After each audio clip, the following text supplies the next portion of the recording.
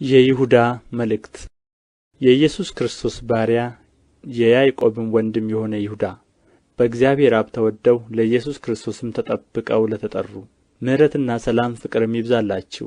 ወዳጆች ሆይ ስለምንካፈለው ስለ መዳናችን ልጽፍላችሁ እጅግ ተግቼ ሳለሁ ለቅዱሳን አንድ ጊዜ ፈጽሞ ስለ ተሰጠ ሃይማኖት እንድትጋደሉ እየመከርኋችሁ እጽፍላችሁ ዘንድ ግድ ሆነብኝ።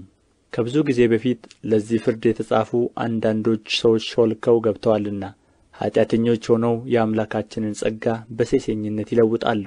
ንጉሣችንንና ጌታችንን ብቻውን ያለውን ኢየሱስ ክርስቶስን ይክዳሉ።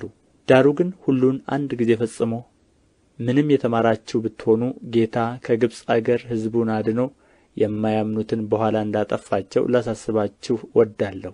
መኖሪያቸውን የተዉትን እንጂ የራሳቸውን አለቅነት ያልጠበቁትን መላእክት በዘላለም እስራት ከጨለማ በታች እስከ ታላቁ ቀን ፍርድ ድረስ ጠብቆአቸዋል።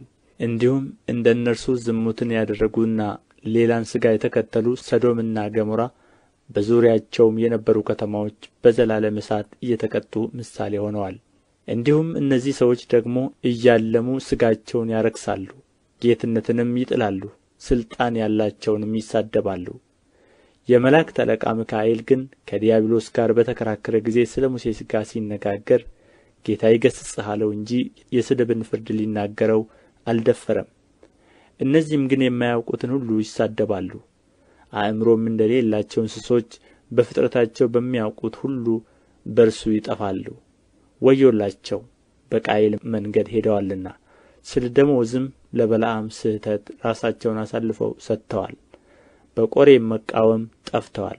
እነዚህ ከእናንተ ጋር ሲጋበዙ በፍቅር ግብዣቸው እንደ እድፍ ናቸው። እንደ እረኞች ያለ ፍርሃት ራሳቸውን ይጠብቃሉ። በነፋስ የተወሰዱ ውኃ የሌለባቸው ደመናዎች፣ ፍሬ የማያፈሩ ሁለት ጊዜ የሞቱ ከነሥራቸው የተነቀሉ በበጋ የደረቁ ዛፎች፣ የገዛ ነውራቸውን አረፋ እየደፈቁ ጨካኝ የባሕር ማዕበል፣ ድቅድቅ ጨለማ ለዘላለም የተጠበቀላቸው የሚንከራተቱ ከዋክብት ናቸው። ከአዳም ጀምሮ ሰባተኛ የሆነ ሄኖክ እነሆ ጌታ በሁሉ ላይ እንዲፈርድ በኃጢአተኝነትም ስላደረጉ ስለ ኃጢአተኛ ሥራቸው ሁሉ ዓመፀኞችም ኃጢአተኞች በእርሱ ላይ ስለ ተናገሩ ስለ ጭከና ነገር ሁሉ ኃጢአተኞችን ሁሉ እንዲወቅስ ከአእላፋት ቅዱሳን ጋር መጥቶአል ብሎ ለእነዚህ ደግሞ ትንቢት ተናገረ።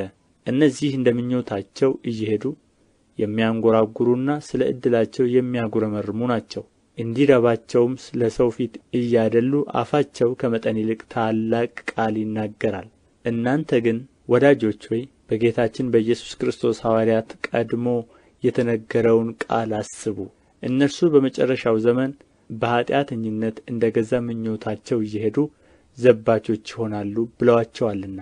እነዚህ የሚያለያዩ ሥጋውያንም የሆኑ መንፈስም የሌላቸው ሰዎች ናቸው።